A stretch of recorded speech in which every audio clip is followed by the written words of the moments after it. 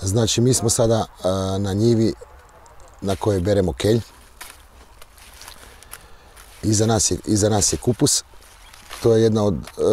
To su osnovni artikli u zimskoj proizvodnji koji se kod nas mogu proizvoditi tokom cijele zime. Znači, šta znači tokom cijele zime? To može biti ajmo reći od 1.11. pa sve do gdje je malo blaža klima nego tu, pa sve do 1.4. Znači, kelj, kupus, karfiol, brokula i sve kupusnjače, ne? Ovo podneblje je dobro za tu proizvodnju zbog toga što nisu velike hladnoće, kao ajmo reći u Slavoniji gdje ima snijega i tako dalje. Zbog toga Istra, ovaj dio Istre i ovaj dio podneblja je dobar za proizvodnju tih zimskih kultura koje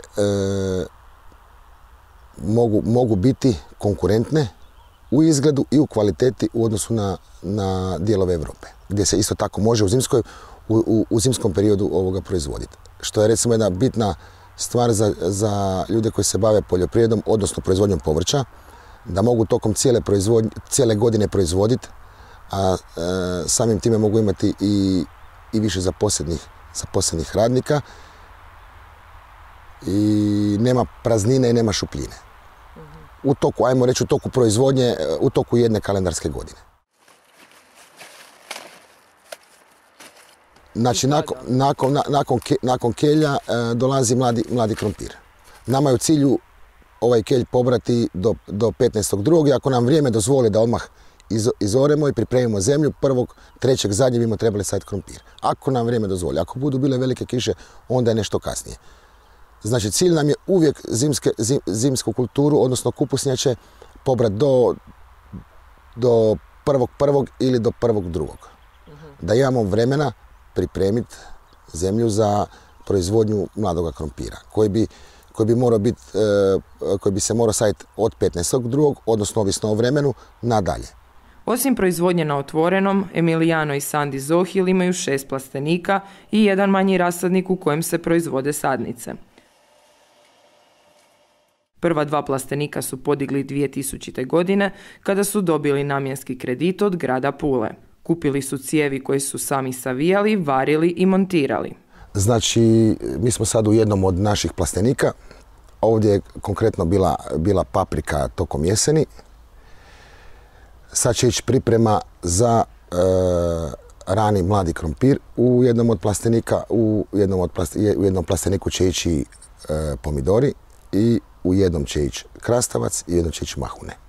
To znači sadnja će biti, počet će od 1.3. do 15.3. i berba će početi onda u maju mjesecu.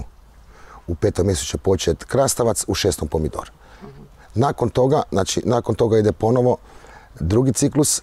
U 9. i 10. mjesecu se sadi salata ili recimo paprika u 7. mjesecu. U zaštićenom prostoru se može regulirati neke stvari. Znači, možeš se obraniti od nekih velikih kiša, ajmo tako reći. U zimi toplije je, po danu, po noći skoro jednaka temperatura kao i vani i sama proizvodnja je intenzivnija u plasteniku. Znači, ako nema minimalno 2 do 3 kulture na istoj površini, znači ovisno šta se radi, ako nema 2 do 3 kulture na toj istoj površini u jednom plasteniku, onda niti se ne može izamortizirati.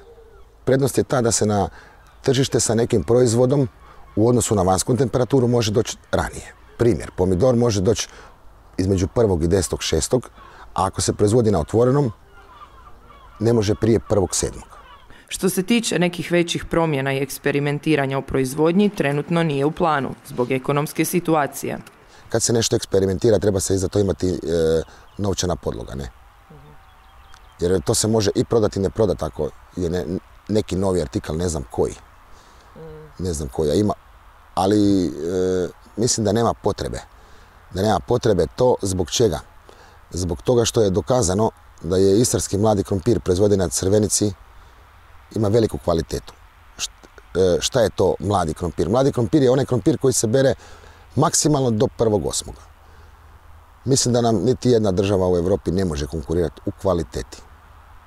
Možda u načinu pakiranja, u tim nekim detaljima, može, ali u kvaliteti nam ne može. Isto tako i kupusnjače, to je podneblje za kupus i kelj, karfiol i brokulu, najkvalitetnije u Hrvatskoj, a i možda jedno od boljih podneblja u Europi. Uvijek govorim kad se odnosi, znači odnosi se na zemlju i na crvenicu.